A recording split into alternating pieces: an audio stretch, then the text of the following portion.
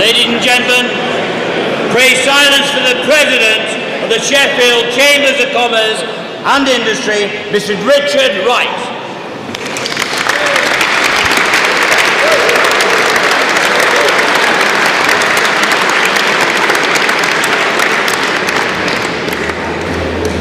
Lord Lieutenant, High Sheriff, Master Cutler, Lord Mayor, Members of Parliament, members of the Sheffield Chamber of Commerce, friends of the members of the Sheffield Chamber of Commerce, people who like the Sheffield Chamber of Commerce, people who don't like the Sheffield Chamber of Commerce, distinguished guests.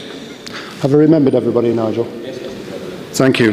You can't upset people in this business. They can write things about you. So, members of the press, welcome to what I suppose is the 151st dinner of the Sheffield Chamber of Commerce. I'm very, very proud actually to stand here as your president in what is one of the country's leading chambers, and as Bob alluded to, is becoming one of the country's leading cities. We are actually a resurgent city. Bob alluded to the master plan and its launch at the London Stock Exchange about 2 weeks ago. Do you know what really pleased me most about that? The fact that we could actually do it. We could go down and launch a Sheffield Economic Master Plan at the London Stock Exchange. We couldn't have done that 10 years ago, could we? Couldn't have done it 5 years ago, and it actually shows you how far this city has come. And I think we all ought to be very, very proud of that. At the start of my year of office, I took as my theme the absolute importance of innovation. You've probably all heard about it. The Master Plan actually does that as well. It puts innovation as quite extremely high priority going forward, describing it as a major source of competitive advantage to mature and existing economies. So maybe Creative Sheffield and City Council do listen to the Chamber a bit after all, eh? If you look at research in Europe, they would actually say that 40% of the variation in per capita income is down to different innovation performance. And that's a massive amount if you think about it. It shows how much it is important to any real good economy. And the Master Plan recommends that Sheffield, in line with other successful cities, puts that right in the centre. We'll need a lot more interaction between higher education, research establishments and business. I'm glad really that the Chamber's already in the middle of that. We've got really good links with the universities, and with them we're leading on management training, and so we really warmly welcome that initiative. We're working with these schools in on innovation through Young Chamber, and that's strengthening our ties with education. We think that is absolutely critical to the future move. But there's some lots to be done to improve it. But I do sense we're making progress. As I go around a lot of businesses, which I do, I actually can see within management that they understand the need for innovation, they understand this recognition of strategic renewal. You have to keep rebuilding your businesses. You have to look at what's coming forward. I'll leave this guy to tell you more about what's coming. There are some enormous advancements in the region, not just within the city, but if you go and look at things like the Advanced Manufacturing Park on the Sheffield-Rotherham border, it's a superb investment and it's an exemplar to how businesses should be done. It's a tool for companies to go along and use.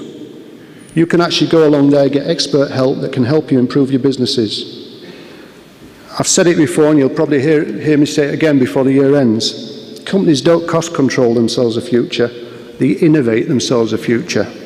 Innovation drives productivity, productivity drives competitiveness, and competitiveness drives wealth creation. That's about business. Turning back to the master plan, it is, of course, set in the context of our region, the Sheffield region. And I think it's important that we recognise that. Along with Barnsley, Doncaster, Rotherham, parts of North Derbyshire, parts of North Nottinghamshire, we are an economic entity interdependent on each other. The Chamber has been at the heart of the city's transformation during the last 10 years, and we fully support that. The economic reality is that all businesses in the city absolutely rely on that entity that we call the Sheffield region. And the Chamber has never been more enthusiastic about continuing its strong representation role to help realise that goal. In many ways, the Chamber has grown in stature along with the city, as illustrated by the magnificent achievement in gaining a runners-up spot in the World Chamber Awards in Istanbul last June. That's the first UK chamber to achieve that, and it was in our 150th year. I think the winners were a country, weren't they? Brazil or something. So it's not bad, a city after a country. Of course, that's good, but we should never lose sight of the fact that the Chamber's main role is to service its members' needs.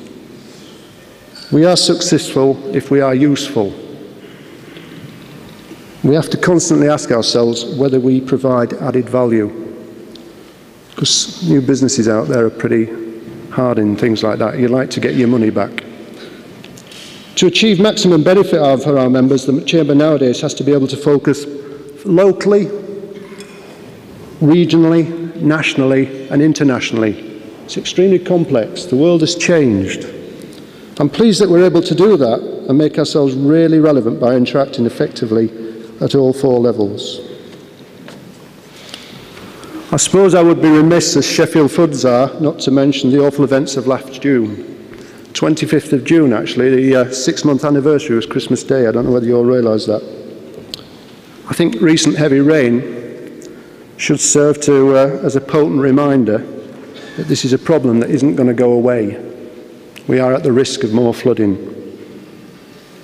I am, however, worried that as far as some companies are concerned, the problem seems to have gone off their priority radar. Other things have taken over. The initial response to the floods was excellent. We received a lot of support from the regional development authorities, the insurance industry, the City Council, the Environment Agency, and that helped through the first getting back up and running, through the first cash crises, and companies are generally starting to go again.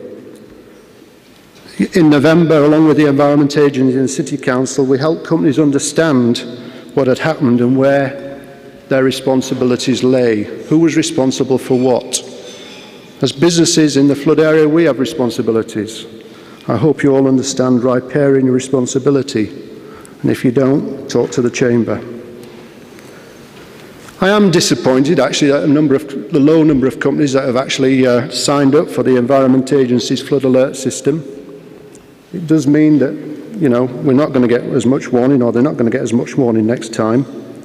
But actually, our real worry for all of us is the renewal costs of insurance being charged to affected companies. Premiums are generally going up something like 60%. Excesses are in the region of 500%. I can quote many companies in that region, often for lower cover. I think that's, on part of the insurance industry, avaricious and opportunistic. I can understand risk. I can understand we're all businesses. Insurance industry have got increased risk and they're going to put up their premiums. What I can't understand is the way they apply that. If you live in a region where you've got a 1 in 100 chance or a 150-year chance of a flood, it's the same nationally. I think the increases should be spread evenly on a national basis according to probability and risk, and not just because the floods happened in a particular area. There's still lots we can do. Forgetting all of that, there's still lots we can do as individual companies.